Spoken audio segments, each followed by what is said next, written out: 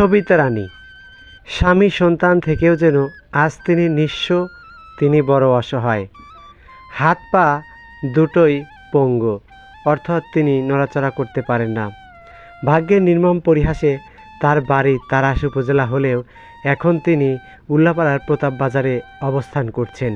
দীর্ঘদিন যাবৎ তিনি এখানেই থাকছেন। সঙ্গী সাথীহীন এই মানুষটি কেউ খাইয়ে দিলে তিনি খেতে পারেন, না খাইয়ে দিলে তিনি না খেয়ে দিন পার করেন, অর্থাৎ হাত পা দুটোই কাজ করে না।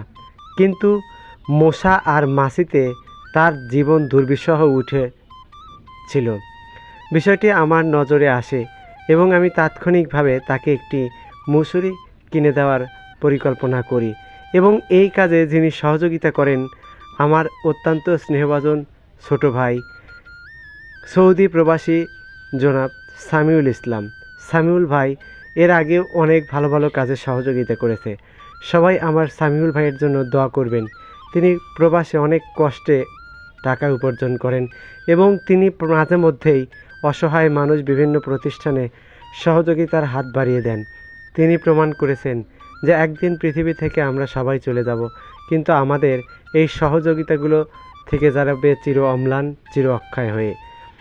দর্শক, এই অসহায় মহিলাটিকে আমি সকালবেলার নাস্তা এবং মশারিটি সুন্দরভাবে টানিয়ে দেই যাতে তাকে মশা মাছি কামড়াতে না পারে। একদম অসহায় এবং নিঃস্ব, তার দেখভাল করার জন্য কেউ নেই।